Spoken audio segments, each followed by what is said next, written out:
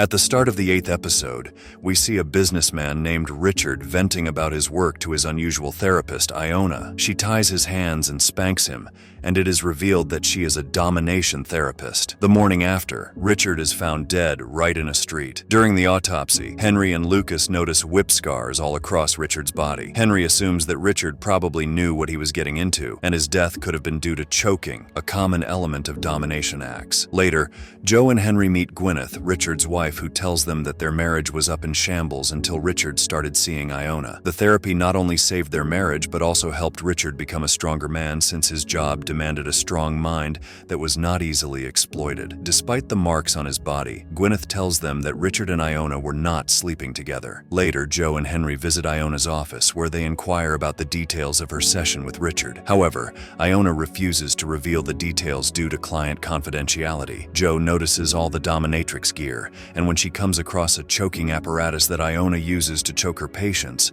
Joe brings her in for questioning. Since the cause of death is choking, Joe asks her if she went a little too far this time. However, Iona keeps her calm and tells them that she trusts her abilities and challenges the cause of death to be electrocution instead of choking. Henry instantly studies the body and learns that Iona was right. He had assumed choking to be the cause of death from the mark on his neck, but that mark was a result of the therapy. Lucas returns with the lab report that confirms signs of electrocution in Richard's lungs. Henry feels taken aback since he is always right about his conclusions, so he pays a visit to Iona's office that night and inquires about the electrocution. Despite it being a rare procedure, Iona offers to demonstrate it to him, and he agrees. She ties him up and asks him about the reason he fails to form long-lasting relations in life. In a flashback, we see Nora, his first wife, grieving at Henry's grave. However, Henry reappears behind her and they reunite. Back to the present, Iona prepares to start her treatment, but Joe and Mark barge into her office and arrest her for Richard's murder, as the taser that killed Richard belongs to Iona. Iona tells them that she is innocent and was with another client after Richard's session. Henry and Joe investigate further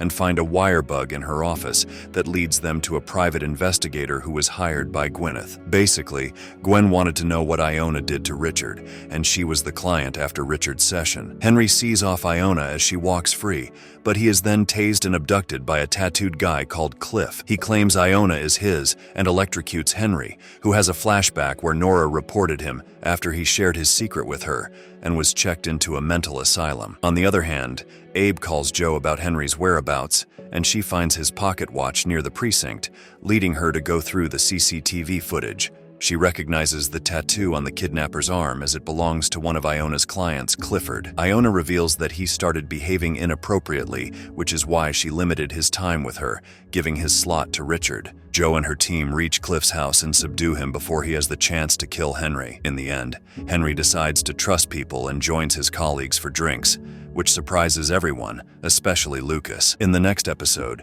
Izzy dreams of being rich while getting drinks for the ladies at a club, while the bartender asks him for money. Before leaving, he notices Al Rainey and warns him about solid proof that will reveal his truth to the world. Moments later, he is strangled in his car, which is then set on fire. The next morning, police report it as a drinking accident, but Henry is confident that someone murdered Izzy. Through Izzy's sister Ella, Joe and Henry learn that Izzy called her last night, regarding something their father Pepper gave him to make him rich. When they get to Pepper, he tells Joe and Henry that he gave Izzy his audio tapes since he was obsessed with them. Through Abe, Henry learns that Pepper was a jazz saxophonist, having written the famous song 6 a.m. They head to the club and find that the bartender Rudy has hidden Izzy's briefcase. During questioning, he reveals that it was only because Izzy owed Rudy a lot of money. He mentions how Izzy was bragging about being rich. Next, Joe and Henry visit Al Rainey's studio, who says that the song was written by Lionel. Henry notices his burnt forearm, so they analyze the singed car later,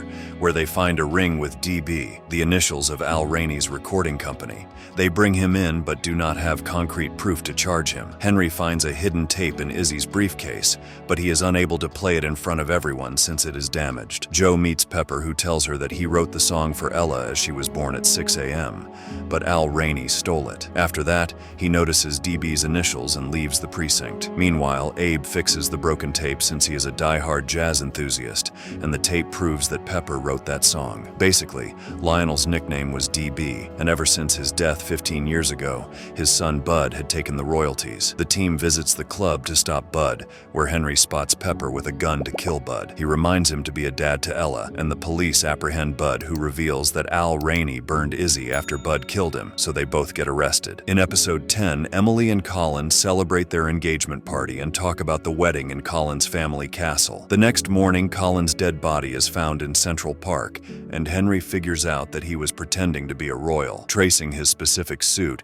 Joe and Henry meet his tailor, who informs them that Colin only paid by cash. Henry notices that one of the workers had a similar scar on his leg like Colin, who recognizes his picture as Dwight, a bike messenger who disappeared a year ago. Later, they meet Emily, who knows nothing about Colin being a con artist. Lucas finds a torn check of $1 million in Dwight's coat, which Emily reveals is the wedding money from her father, Norman. Joe and Henry visit Norman's house, and Henry figures out that Norman probably hit Dwight with his club. They take him into custody, where despite his lawyer, Peter's interference, Norman reveals that Dwight confessed to him after the engagement party and planned to elope with Emily after telling her the truth. They fought, but he didn't kill Dwight. With further investigation, Henry figures out that someone was helping Dwight pose as British, so he tracks the lead to Patricia, one of the store employees. Through a video, they learn that Dwight and Patricia were in love. When Henry attends the funeral of Abe's old friend Lyle, he notices Emily with Peter and Patricia attending a funeral. With Henry's help,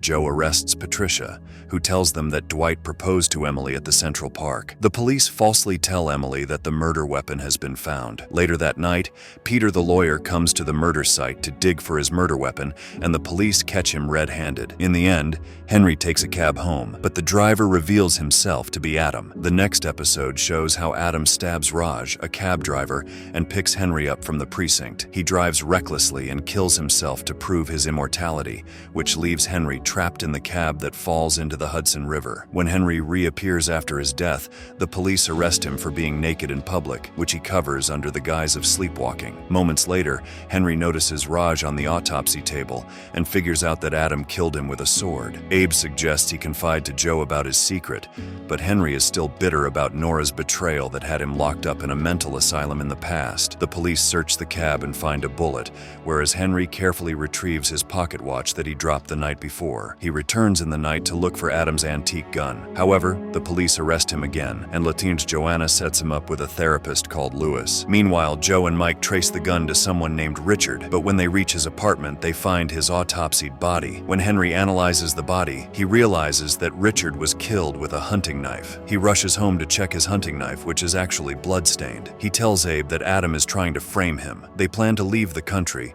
but Joe visits him unannounced and sees the blood-streaked knife in his hand. Henry tells everyone at the office that a stalker who thinks he is immortal is trying to frame him. They believe him, and later, Joe and Henry figure out that both Raj and Richard fought with a patient at the hospital where they worked. Dr. Lewis reveals that the patient, Clark, was adamant he was immortal and was found naked 4 times in a river. Later that night, Clark shows up at Henry's home and asks him to kill him with a sword.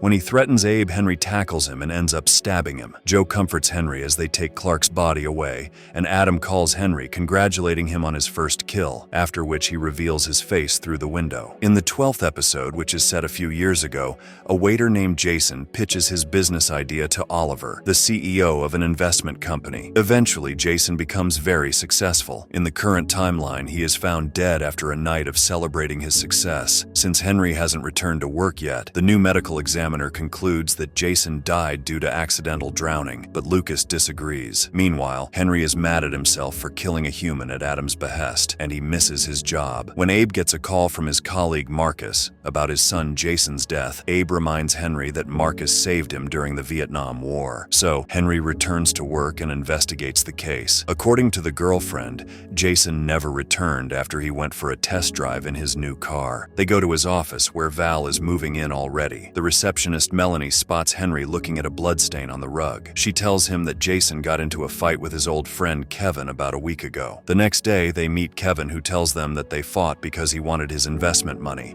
$100,000 back due to an emergency. When they notice some stolen car parts, Kevin tries to run away, but Joe catches him, and he reveals the truth that Jason asked to meet him that night, but he never came, so Kevin stole his car and got his money. Following this, Joe arrests Val, who confesses that Oliver called him to the pool to dump Jason's body. When Joe and Henry visit Oliver's home, Henry confirms that Jason was definitely killed there, but Oliver calmly denies doing it. Just then, Melanie confesses to Joanna that she killed Jason. On the other hand, Abe and Marcus trace the key to Oliver's boat and find out that Oliver's entire company is fraudulent. Henry tells Joe, who stops Melanie from signing her confession. She breaks down and confesses that Oliver killed Jason when he confronted him about the company's fraud and offered Melanie $20 million to take the fall. Next, the police and FBI intercept Oliver right before he is about to flee the country. Episode 13. After a masked man robs a jewelry store, a man named Aaron bangs on Joe's door but runs away when a car approaches. The next day, he is found dead. It is revealed that he was a criminal that Joe's husband, the district attorney,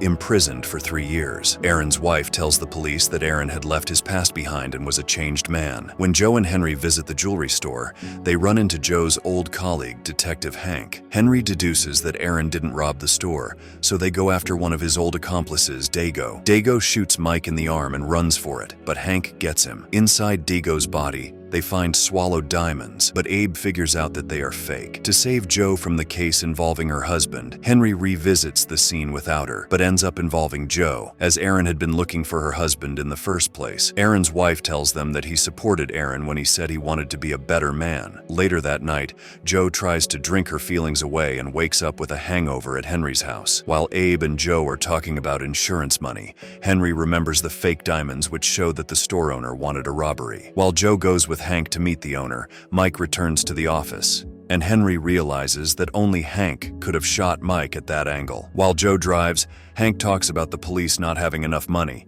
and accidentally points toward Joe's house on the way. Joe gets suspicious, but Hank aims a gun at her and asks her to drive to a certain location. With her earphone already on, Joe secretly calls Henry so the police can track her. Since they are too far off, Henry advises her to ram the car into a barricade. Shortly after, the police arrest Hank. In the end, Henry visits Joe at her apartment to comfort her. In episode 14, as a nurse checks Abe's vitals for his insurance plan, she notices that he is a Holocaust survivor. Joe calls Henry to a crime scene, where Henry notices that the victim, Carl, had original paintings that were stolen in the Nazis era. Through Carl's files, Joe learns that his father brought these paintings with him as he was a Nazi commander. Eric, Carl's son, is shocked to learn about his grandfather's truth. Henry finds an old watch, so he traces it to the shop owner, who tells them that Carl was actually trying to return the stolen paintings to their original owners. The shop owner gave Carl the watch to thank him for returning an old family painting. Later, Lucas finds another bloodstain at the crime scene,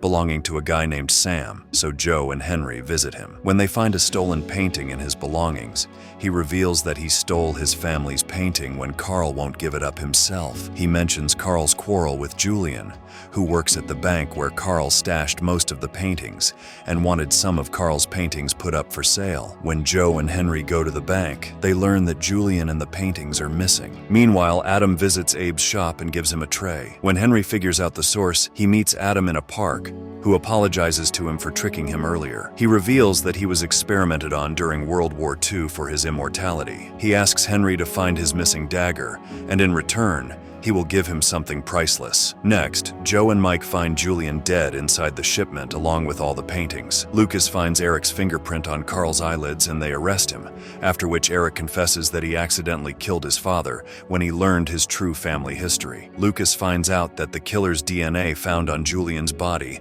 had diseases that have not been reported for 2,000 years. Henry realizes Adam is the killer, but he says nothing and goes home. There, Abe is reading a ledger Adam left him and learns about his birth parents. In the 15th episode, an old man named Armin Aronov visits the Urkesh consulate as he wishes to return to his homeland. The worker informs her director, Dasha. Later, while Armin is feeding the pigeons, he seemingly has a heart attack and dies. When Henry comes to investigate his death, he is told that Armin died due to a heart attack precipitated by cancer treatment. He notices a mark on his body that reminds him of how he performed an appendectomy on Armin when he was a little boy many decades ago. At the morgue, Armin's wife tells them that Armin is the last king of Urkesh who was exiled very early on. Later that night, Henry visits Armin's wife, who reveals that Armin never received his cancer treatment. The next day, Joe and Henry meet Dasha, who reluctantly reveals that Armin tried to coax him with a huge diamond to let him go to Urkesh to die. When they visit a restaurant Armin often went to,